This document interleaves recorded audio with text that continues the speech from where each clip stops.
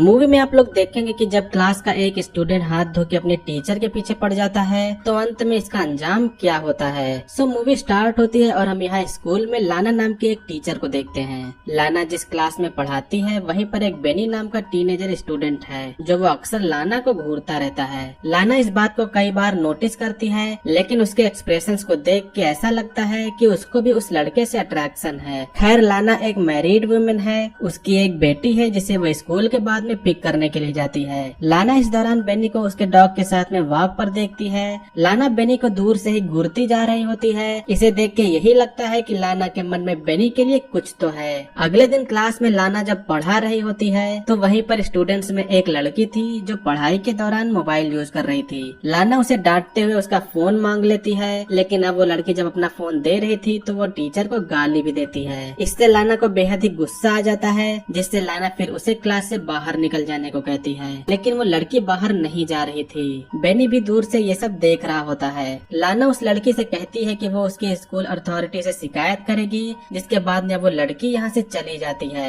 Class के बाद में जब लाना चाय पी रही थी तो वो खिड़की से देखती है कि बेनी उसी लड़के को काफी तंग कर रहा है। लाना समझ जाती है कि उस लड़के के रूड बिहेवियर की वजह से वो उससे बदला ले रहा है। लाना इसके बाद में अपने साथ के टीचर से बेनी के बारे में बात करती है। वो कहती है कि हमारे क्लास में एक लड़का है जिसका बिहेवियर काफी अजीब है लेकिन उसके साथ के टीचर को बेनी के बारे में कोई भी अजीब बात नहीं दिखती। कुछ देर बाद में बेनी जब स्कूल की छुट्टी के बाद में यहाँ से जा रहा होता है तो लाना उसके पास में आके उससे बात करने के लिए उसे एक खाली क्लासरूम में ले जाती है। लाना उससे कहती है कि थोड़ा बहुत फन के लिए ये सब ठीक है, तुम्हें स्कूल में आए कुछ ही वीक्स हुए हैं, अगर तुम्हें कोई हेल्प चाहिए तो तुम बता सकते हो। लाना ये कहते हुए बेनी को टच करती है लेकिन इसके बाद में बेनी खुद कहता है कि मैं आपकी कोई हेल्प कर सकता हूँ। जिसके बाद में ये सुनने के बाद अब लाना यहाँ से चली जाती है। घर पर लाना क्लास में सभी के रिजल्ट चेक कर रही होती है तो यहाँ वो देखती है कि बेनी के रिजल्ट काफी खराब है। लाना को हर समय अब उसी के थॉट्स आने लगे हैं। अगले दिन क्लास में पढ़ाने के बाद जब सभी लंच पर जाते हैं तो बेनी के सीट पर उसका बैग रखा हुआ था।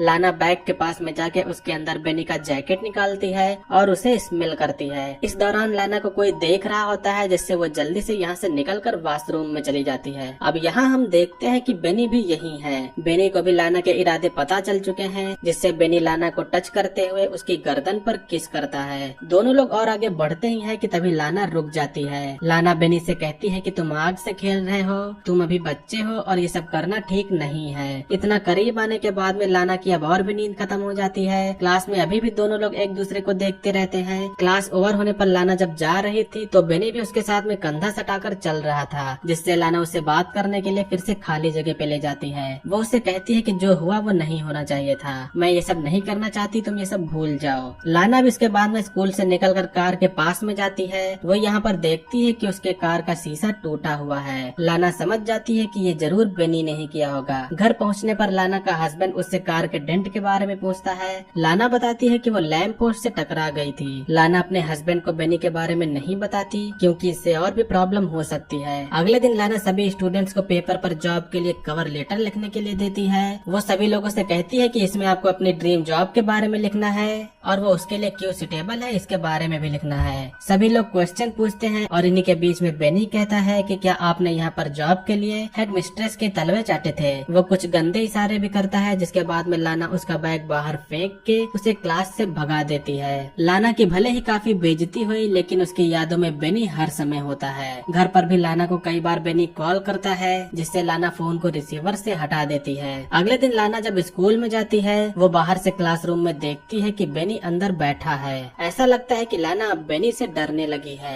इसके बाद में वो क्लास से छुट्टी ले लेती है और फिर वो यहाँ से चली जाती है। अब आज का पूरा दिन वो घर में अपने हस्बैंड के साथ में स्पेंड करती है। अपनी बेटी को वो स्कूल से पिक करने के लिए जाती है और बाद में वो एक आर्ट गैलरी में जाती है। वो यहाँ पर आर्ट वर्क्स को देख रही होती है लेकिन इसी बीच में उसे कुछ लगता है कि बेनी उसके पीछे है। बेनी यहाँ पर होता है जिसके बाद में लाना अब यहाँ से जाने लगती है। बेनी अभी भी उसके पीछे होता है। लाना जल्दी से लिफ्ट में चली जाती है लेकिन तभी बेनी भी यहाँ आ जाता है। वो जल्दी से लिफ्ट में घुस जाता है। दिखने में यही लगता है कि लाना भी यही चाहती थी कि वो आ जाए। बेनी अब लाना के चेहरे पर उंगलियां फेरने लगता है और उसे टच करते हुए लाना से रहा नहीं जाता और वो बेनी को किस करने के लिए आगे बढ़ती है लेकिन बेनी उसे रोक के खुद से ही सेड्यूस करता है। लाना को इस बात की अब बेहद चिंता है कि वो जो कर रही है वो बिल्कुल भी ठीक नहीं है। उसका बेनी के प्रति प्रति अट्रैक्शन भी कम नहीं हो रहा है, जिससे वो उसे यहाँ से हटाने का एक आइडिया निकालती है। लाना चुपके से स्कूल के ऑफिस में जाती है। वो एक लॉकर को खोल रही थी, लेकिन लॉकर की चाबी यहाँ नहीं थी।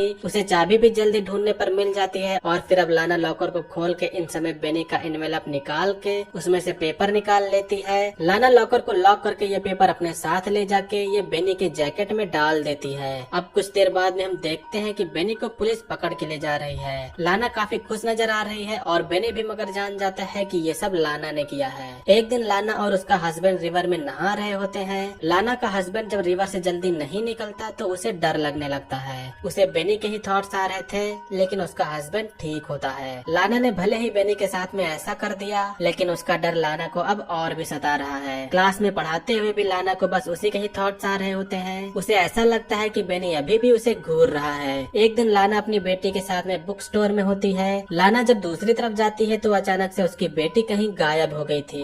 लाना काफी डर जाती है, जिसके बाद में वो स्टोर के सीसीटीवी कैमरे में चेक करती है। वो देखती है कि बेनी यहाँ आया था और उसने ही उसकी बेटी को कुछ किया है। लाना काफी डर जाती है और वो जल्दी से घर पर कॉल करती है, लेकिन उसे यहाँ पर वो अपने हस्बैंड से ये पता चलता है कि एक लड़का उनकी बेटी को घर छोड़ के गया है। लाना को अब रिलीफ फील होता है, लेकिन लाना इस बात को इग्नोर नहीं कर सकती कि बेनी कुछ भी कर सकता है। एक तरफ लाना बेनी से काफी डर रही होती है, लेकिन सोते वक्त लाना सिर्फ बेनी के साथ में इंटीमेट होने के ही सपने देख रही होती है। लाना इन फीलिंग्स को कंट्रोल नहीं कर पा रही होती है। इस सब की वजह से लाना अपने हस्बैंड पर भी ठीक से ध्यान नहीं दे पा रही थी। लाना इन सब से अब काफी तंग आ चुकी है। वो किसी भी तरह से बस इन सब से निकलना चाहती है। लाना कार में होती है और बेनी उसके सामने स्कूटर पर कहीं जा रहा होता है। लाना इन सब से इतना ऊब चुकी है, जिससे लाना के इरादे अब बेहद ही खतरनाक हो चुके हैं। लाना बेनी का काफी दूर तक पीछा करती है। जो टर्न बेनी लेता है वो टर्न लाना भी लेती है और अब एक ऐसी जगह जाने पर जहाँ कोई भी नहीं दिखाई दे रहा था, लाना अब अपनी कार से उसे उड़ा देती है। लाना को अपनी करतूत पर तुरंत ही रिग्रेट होता है, लेकिन अब तो बेनी कुचल कर मर चुका है और मूवी भी यहीं पर एंड होती है। तो मूवी में लाना का अट्रैक्शन बेनी की ओर था, ये बात बेनी भी जानता था। इस बात का फायदा बेनी उठा रहा था,